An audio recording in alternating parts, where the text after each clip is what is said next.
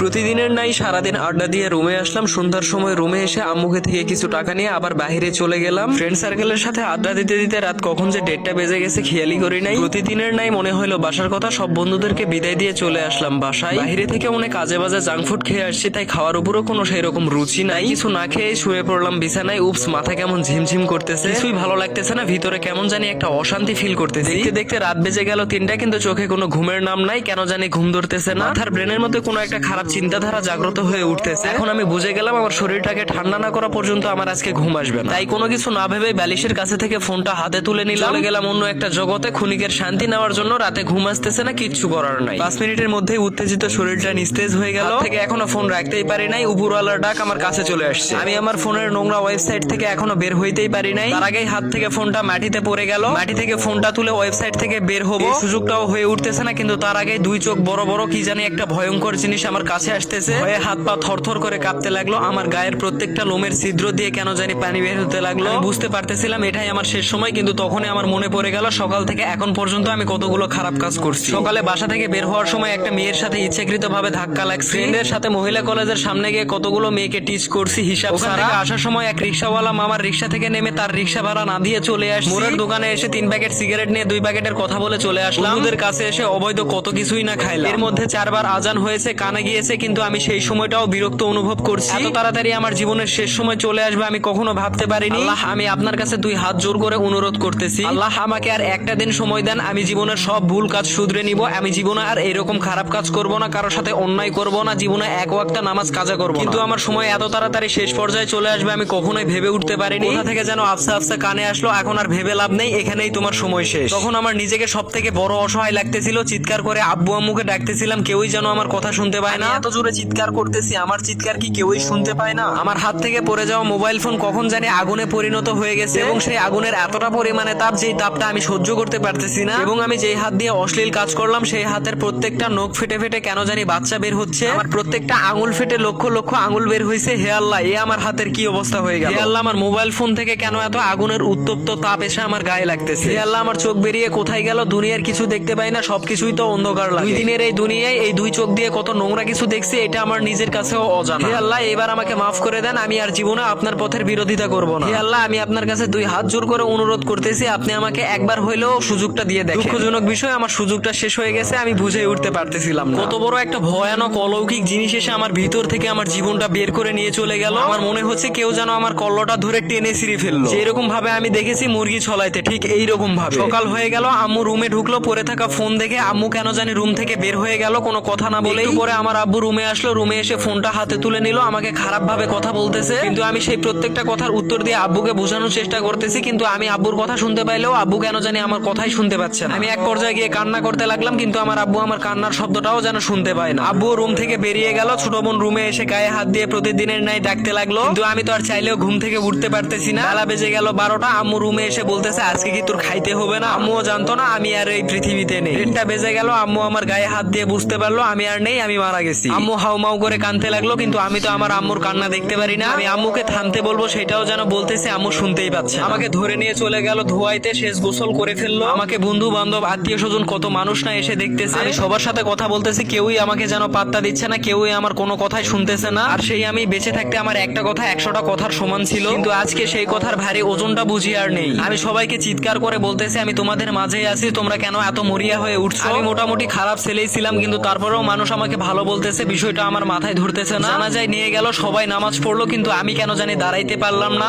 আমিও যে কতজনের জানাজার নামাজে গিয়েছি, কিন্তু জানাজার নামাজের দোয়াটাও আমি কোনো সময় শিখার প্রয়োজন মনে করিনি। জীবনের সময় শেষ হয়ে গেল, দাঁড়িয়ে দাঁড়িয়ে মানুষ দেখানো নামাজ পড়ে গেল। জীবনের সময় শেষ, সবাই আমাকে কাঁধে তুলে নিল। আমি চিৎকার করে বলতেছিলাম আমি সুস্থ লোক। সবাই আমাকে কাঁধে তুলে নিয়ে গিয়ে ওই কবরে রেখে এসো না। চলে আসলো সেই আধার জঙ্গলের মাঝে। 3 হাত মাটির নিচে নামিয়ে দিল, সাদা কাপড়ের মুখটা হালকা করে খুলে দিল। বাবা চাচা আমার কবর থেকে উঠে গেল, অন্ধকার কবরের মধ্যে আমাকে ফেলে গেল। আমি আমার বাবাকে বেঁচে থাকতে একটার বেশি 2টা জীবনে আমাকে কথা বলতে হয়নি। সেই বাবাটাও যেন আমার কথা না শুনে আমাকে রেখে চলে যাচ্ছে। সবাই আমাকে মাটি দিয়ে সেই অন্ধকার কবরের মধ্যে ফেলে চলে গেল, কেউই যেন আমাকে সাথে করে নিয়ে গেল। কতই আমার আপনজন, কতই আমার প্রিয় মানুষ, কতই আমি নিঃস্বার্থহীন ভাবে কার জন্য কত কিছু করেছি, কিন্তু আজকের দিনে কেউই যেন আমার পাশে দাঁড়ালো না। তখন আমি বুঝতে পারলাম যে আমার পাশে দাঁড়ানোর মতো ক্ষমতা কারো হয়তো। আপনি আমি আজকে বেঁচে আছি, কালকে বেঁচে থাকবো কিনা এরও কোনো গ্যারান্টি নেই। আপনি হয়তো বা আশা করে আছেন জীবনে কোনো একটা সময় বৃদ্ধ হব, সেই সময় আমি আল্লাহ তাআলার কাছে কাছে জীবনে যত গুনাহ করেছি সকল গুনাহ মাফ চেয়ে নিব, হজ করে আসবো, যাকাত দিব, অসহায় মানুষের পাশে দাঁড়াবো। বিশ্বাস করেন এই মুহূর্তটাই আপনার আমার জীবনের শেষ একটা মুহূর্ত হয়ে যেতে পারে। আপনি যে আশা করে আছেন এই আশা পূরণ হবে কিনা তারও কোনো গ্যারান্টি নেই। আপনি এই দুনিয়ার রং তামাশা নিয়ে পড়ে আছেন, এই ক্ষণিকের দুনিয়াটা কিচ্ছু নয়। বিশ্বাস করেন আজকে আপনি মরে গেলে কালকে আপনার আপনজন আর আপনজন থাকবে না। সময় থাকতে রবের পথে ফিরে আসুন। বোঝার কোনে এমন একটা সময় আসবে যে সময় আপনি আল্লাহর কাছে চিৎকার করে কেঁদেও কোনো ফলাফল পাবেন না। এখনো সময় আসে, চিৎকার করে কাঁদলে আল্লাহ তাআলা শুনবে। নিজের ভুল শুধরে নেন, রবের পথে ফিরে আসুন, দুনিয়ার রং তামাশা ছাড়ুন, 5 ওয়াক্ত নামাজটাকে একরে ধরুন। হোয়াটএভার, আল্লাহ তাআলা আমাদের সবাইকে খারাপ অশ্লীল কাজকর্ম এবং চোখের ফিতনা থেকে দূরে থাকার তৌফিক দান করুক। হোয়াটএভার, যাই হোক, এই ছিল আজকের ভিডিও। সবাই ভালো থাকবেন, সুস্থ থাকবেন। আল্লাহ হাফেজ, দেখা হচ্ছে নেক্সট কোনো ভিডিওতে। টিল দেন, বাই বাই, আল্লাহ হাফেজ। بعد موتها ليقولن الله